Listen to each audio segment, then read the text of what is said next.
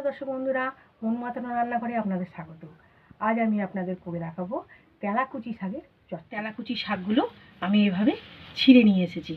এই শাকগুলো যে কোনো বাড়ির পাশের বেড়ার মধ্যে দেখবেন হয় কি ছোট ছোট ঝোপঝাড়ের মধ্যে এই শাকটা হয়। এটা বাজারে কেনার দরকার পড়ে না, কিনতে পাওয়াও যায় না। এগুলো আশেপাশে বাড়ির আশেপাশে থেকে তুলে আনলেই হবে। দেখুন আমি এগুলো কিভাবে কেটে নিচ্ছি। এইভাবে শাকগুলোকে এই যে ছোট ফ্যাংড়াগুলো এগুলোকে আমি ছিঁড়ে ফেলে দেবো।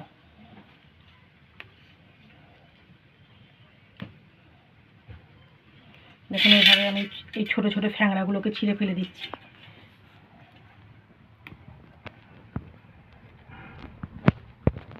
এই যে গায়ে ছোট ছোট এই ফ্যাংড়াগুলো এগুলোকে আমি পরিষ্কার করে নিচ্ছি।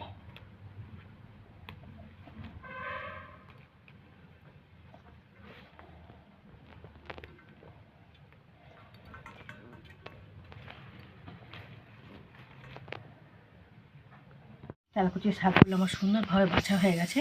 এবার আমি এগুলোকে কেটে নেব।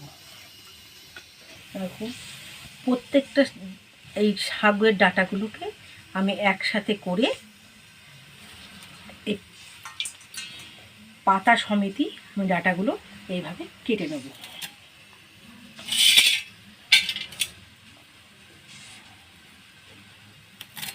এখন এইভাবে আমি কেটে নেব।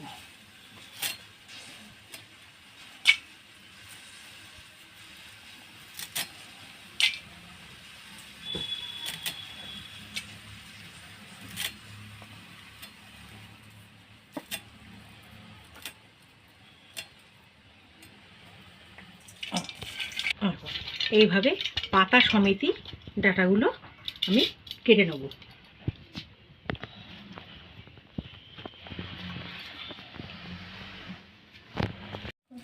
এইভাবে পাতাগুলোকে একসাথে করে নিয়েছি। নিয়ে প্রত্যেকটা শাক থেকে আমি এইভাবে কেটে নিলাম।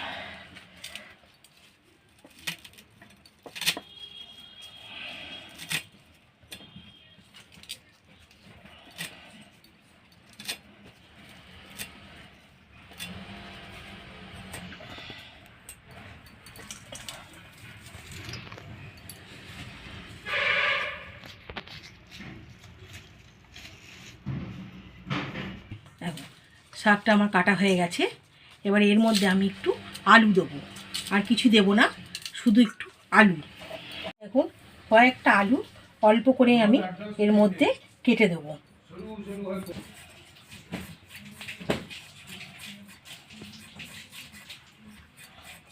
এখন আলুটা ছাড়ানো হয়ে গেছে। আমি এইভাবে সরু সরু করে কাটবো আলুটাকে।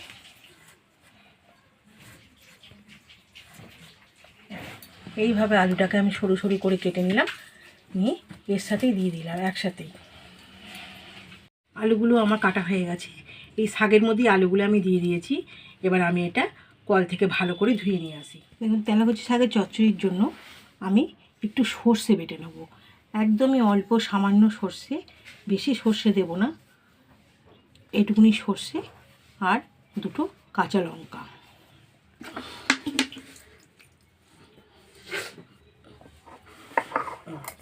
সর্ষেটা আমি দুটো নিচ্ছি।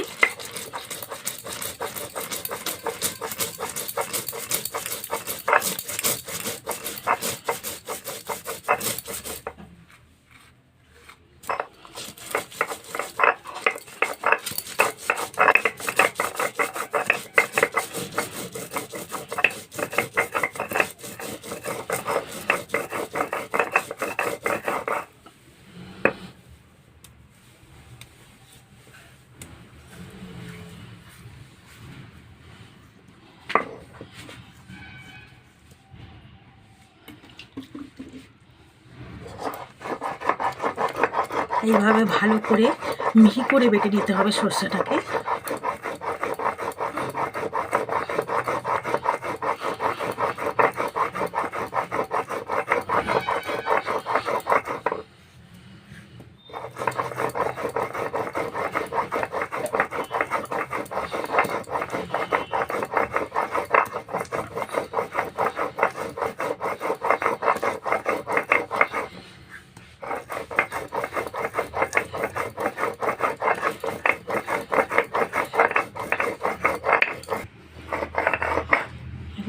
সর্ষেটা আমার খুব মিহি করে বাটা হয়ে গেছে।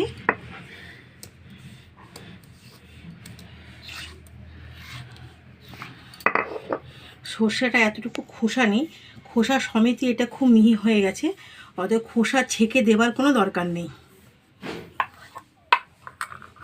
কড়াইটা আমি বসিয়ে দিয়েছি, আমি এবার খানিকটা তেল দিয়ে দেবো।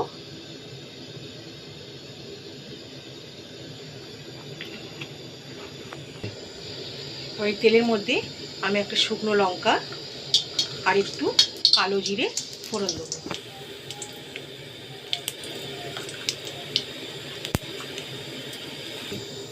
ফোড়ন দেওয়ার পর আমি বেটে রাখা সেই সর্ষেটা এর মধ্যে তেলের মধ্যে দিয়ে দেবো।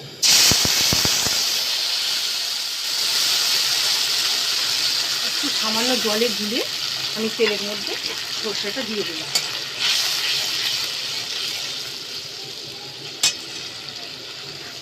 এবারে এর মধ্যে আমি একটু হলুদ দেবো,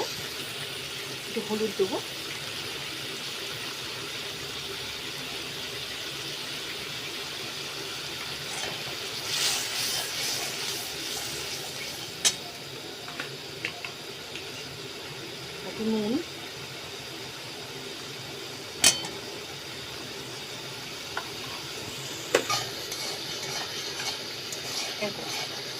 আর এটা বেশি কষবো না, বেশি কষলে সর্ষেটা আতিত ভাব এসে যাবে। এবার আমি এই ধুয়ে রাখা তেলাকুচি শাক আর আলু এবার আমি এর মধ্যে দিয়ে দেবো।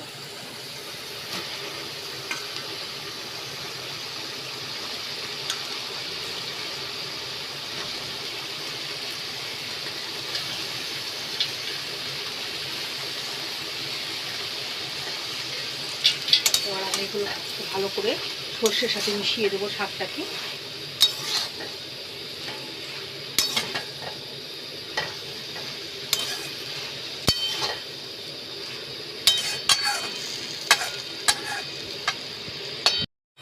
দেখুন এভাবে আমি ভালো করে সর্ষের সাথে মিশিয়ে দিলাম শাকটাকে। এবার আমি এটাকে একটু সেদ্ধ হতে দেবো, ঢাকা দিয়ে সেদ্ধ করব।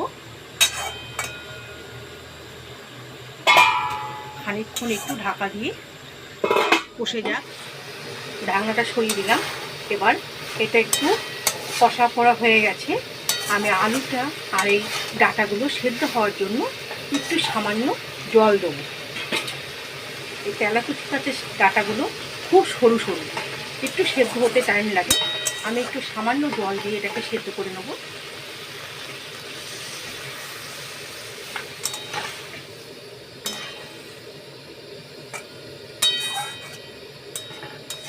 এই শাকটা খেতে কিন্তু খুব টেস্ট, আপনারা অবশ্যই বাড়িতে করে খাবেন, ঠিক এভাবেই করে খাবেন। খুব বেশি উপকরণ লাগে না, বেশি মশলাও লাগে না, এইভাবে সামান্য হালকা করে খাবেন, খেতে খুব ভালো লাগবে। এবার আমি এটা ঢেকে দিই, আলুটা আর ডাঁটাটা একটু সেদ্ধ হয়ে যায়। চচ্চড়িটা আমার পুরো রেডি হয়ে গেছে, দেখুন কত সুন্দর সব সেদ্ধ হয়ে গেছে। মাখো মাখো এরকম ঠিক মাখো মাখো হবে চচ্চড়িটা।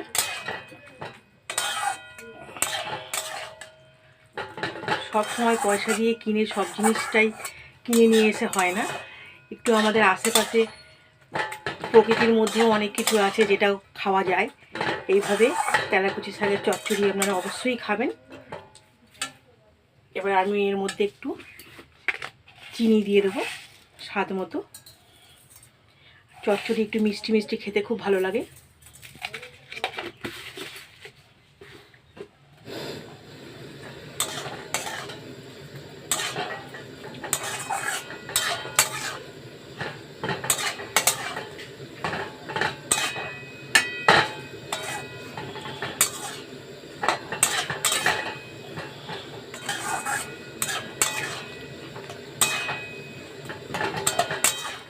এবার আমি একটা পাত্রে ঢেলে নিচ্ছি।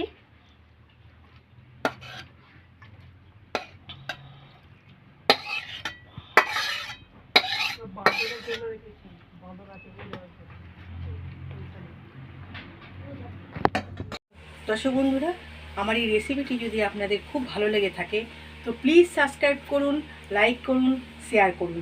ধন্যবাদ।